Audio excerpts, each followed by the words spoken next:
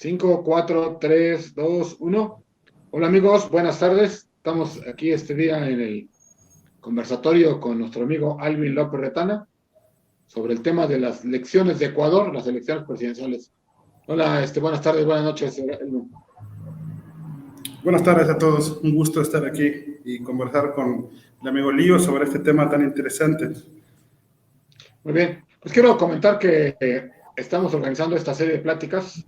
Ya tuvimos una en su momento sobre las elecciones ganadoras ante dictaduras hace un par de semanas o meses. Tuvimos después un conversatorio con el maestro Carlos Cuauhtémoc sobre el tema de la importancia de las elecciones en México, cómo está conformados los distritos, etcétera. Y esta vez con ustedes estamos platicando sobre las elecciones de Ecuador.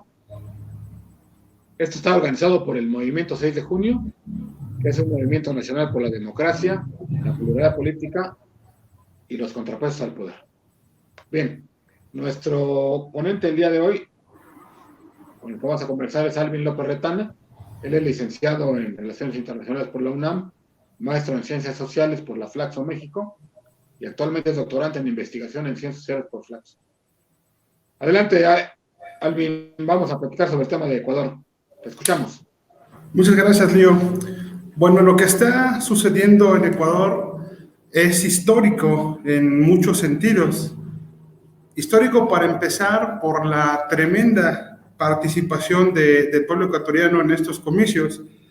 Se tuvo una participación del 81.22%, que es algo muy considerable, sobre todo si lo comparamos con ejercicios democráticos como los de México, que en elecciones intermedias pues ha alcanzado el 60%, pero nunca una cifra tan elevada como 81%.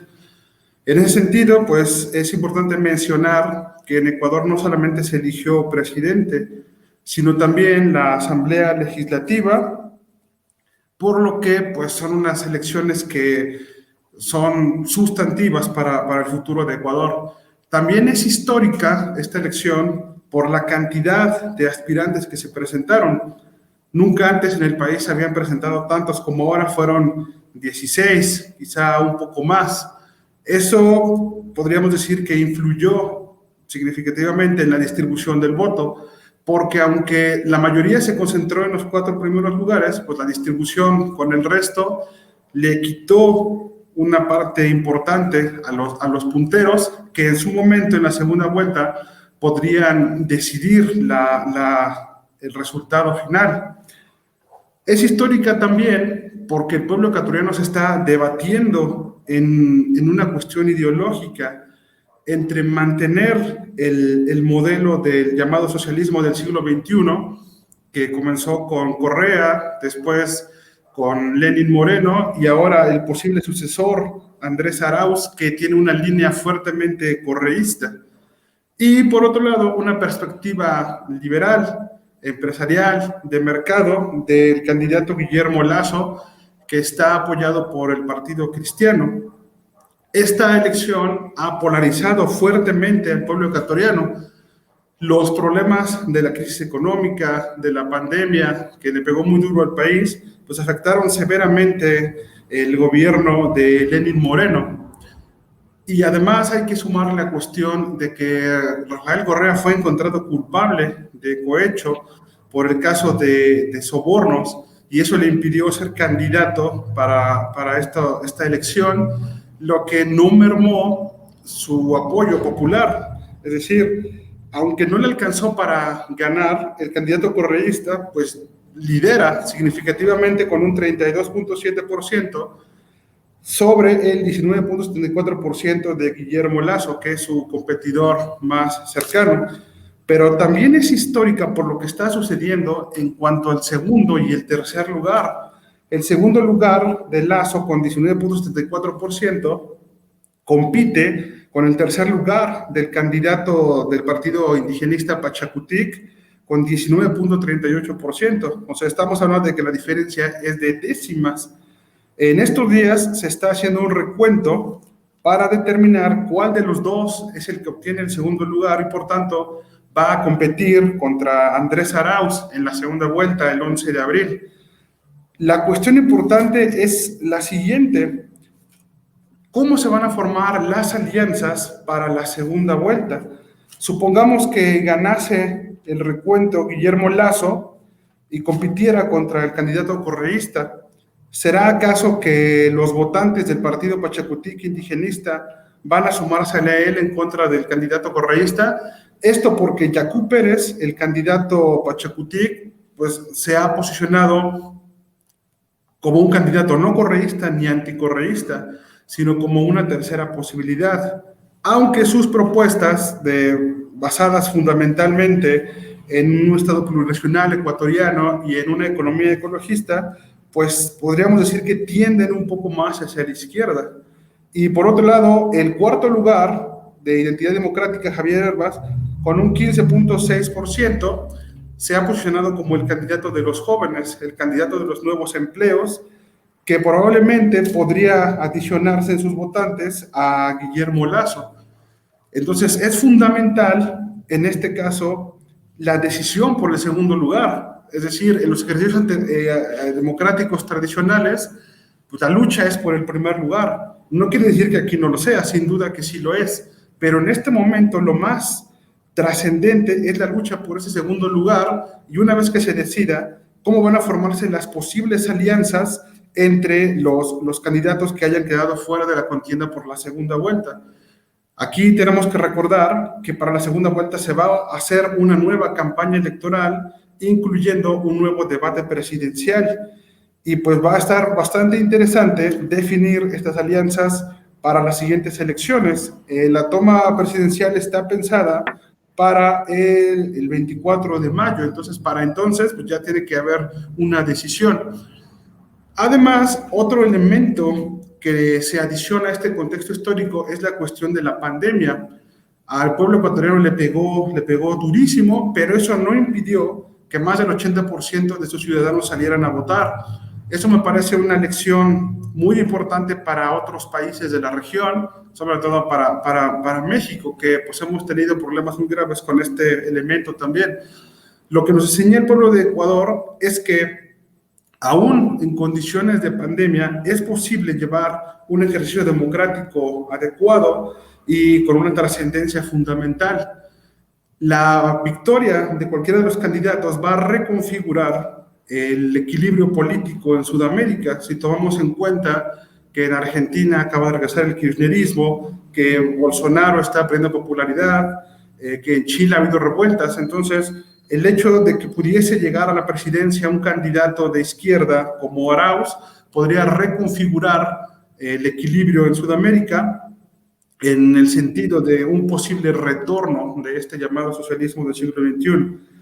Y lo que quiero rescatar ya por último en mi intervención, pues es que ahora que se nos viene a nosotros los mexicanos el proceso del 6 de junio, pues salgamos todos a votar. Ecuador nos demostró la importancia que tiene la participación ciudadana en cuanto a la toma de decisiones. La democracia es el arma con la que contamos los ciudadanos, y pues si los hermanos ecuatorianos nos han enseñado que aún en contextos tan adversos es posible salir a ejercer el voto, pues también nosotros tenemos que hacer.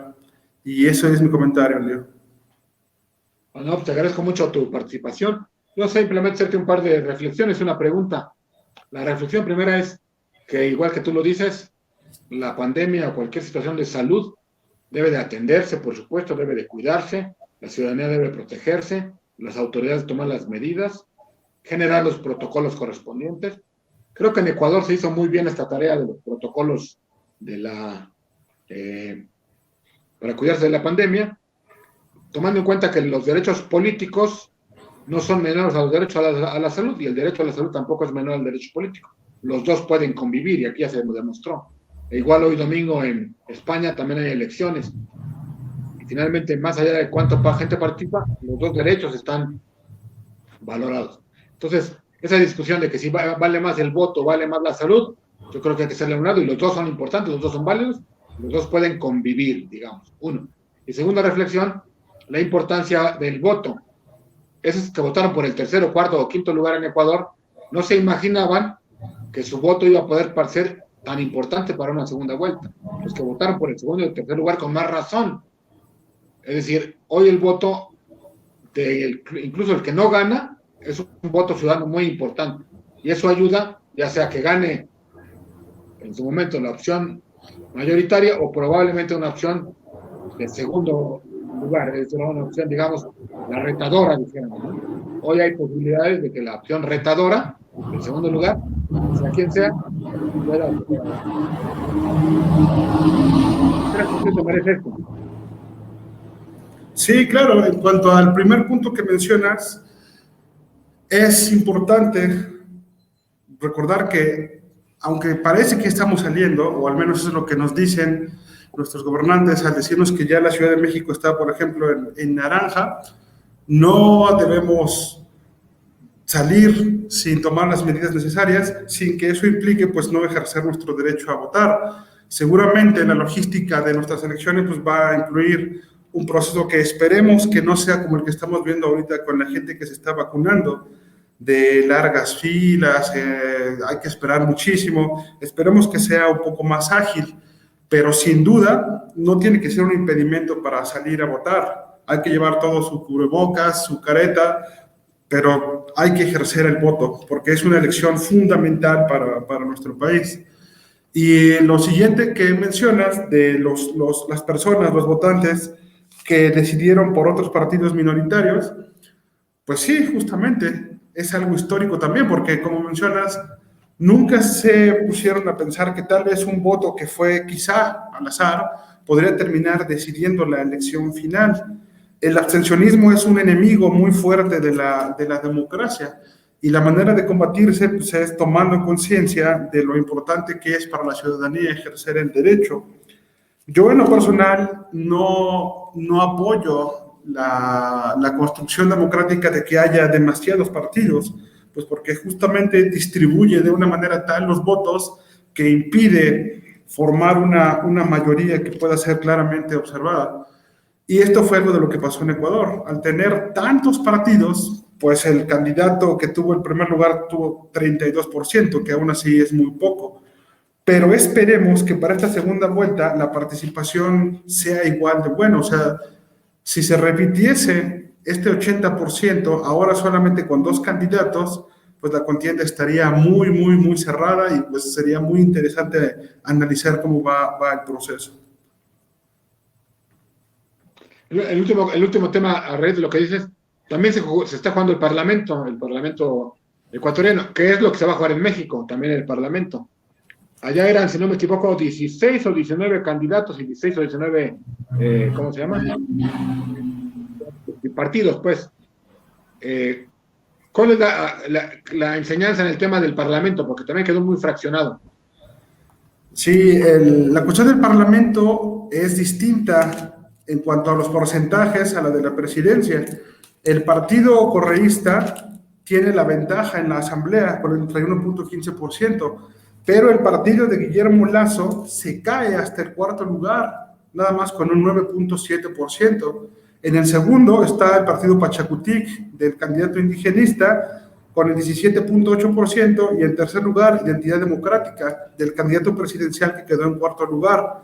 Estamos hablando entonces de que si llegase a ganar Guillermo Lasso la elección presidencial, enfrentaría una fuerte oposición en la Asamblea, porque su partido no es el mayoritario. Entonces estaría obligado a la negociación política, a la formación de alianzas, y pues sería un proceso pues, político bastante interesante.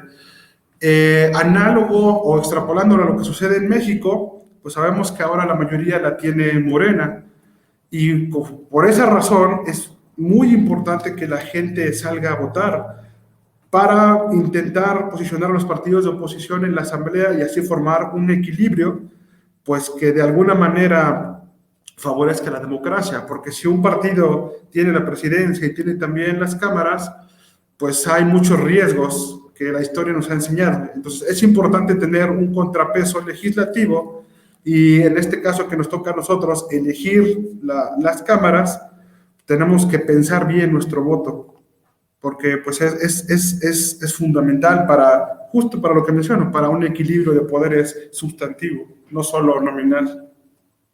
Sí, es un poco lo que se busca aquí en el Movimiento 6 de Junio, hacerle ver a la gente que el voto sirve y que el voto sirve ya sea para poner a un ganador o para ponerle el contrapeso. Es decir, para que el ganador del signo político que sea, no tenga todo el juego, sino que sea un juego distribuido, para que en la democracia haya equilibrios, para que no todo se vaya de un solo lado, sino que haya un equilibrio que logre que no haya extremos, porque los extremos siempre son dañinos, ya sea del lado derecho o del lado izquierdo. Entonces de eso se trata, buscar que con el voto se dé un equilibrio al poder para que haya más serenidad y el país pueda evolucionar como tal para mejores situaciones, ¿no? Muy bien, pues hasta aquí dejaríamos por hoy este tema de Ecuador. Es un tema muy importante, muy interesante, hay que estar atentos a ver qué pasa primero en la resolución del segundo lugar, qué pasa de una vez resuelto el segundo lugar en el camino la segunda vuelta, donde hay un tema de ver qué alianzas se construyen, ¿no? Y después ver, una vez que estas alianzas se construyen, en qué termina finalmente la decisión de la ciudadanía para ver quién termina como presidente y, como decíamos al final, también ver cómo se mueven los bloques legislativos. Es decir, no será nada fácil para nadie, porque la política es eso, finalmente, un proceso que no termina un día y se acaba, sino que todos los días va evolucionando. Un último comentario para los amigos del movimiento 6 de junio, Alvin. Pues me gustaría decirles a nuestros amigos que nos observan que este tipo de foros que estamos armando acá tienen la intención de difundir la importancia de la elección, la importancia de la democracia. Estamos atravesando momentos turbulentos que no parecen todavía estar cerca de terminar, pero eso no debe impedir que ejerzamos nuestro derecho democrático. Entonces, en la medida en que tomemos conciencia de esta obligación ciudadana que tenemos, pues vamos a construir una mejor sociedad y un mejor país. Entonces, los invito a que nos sigan escuchando y viendo acá en la página de Movimiento y que, pues, si pueden, compartan y difundan entre sus compañeros. Y muchas gracias, Lío, por invitarme a participar. No, gracias a ti, Alvin. Le recordamos que estamos en el Movimiento 6 de junio y esta fue el conversatorio sobre el tema de las elecciones de Ecuador. Próximamente tendremos otras sobre otros procesos electorales en el mundo y también poco a poco nos iremos metiendo a la contienda mexicana, que ya en marzo y en abril terminarán de definirse las candidaturas y empezarán las campañas. Pero vamos en este proceso un poco introduciéndonos para que todos estemos listos para participar en el próximo mes de junio. Muchas gracias, Alvin. Muchas gracias a todos. Gracias a todos.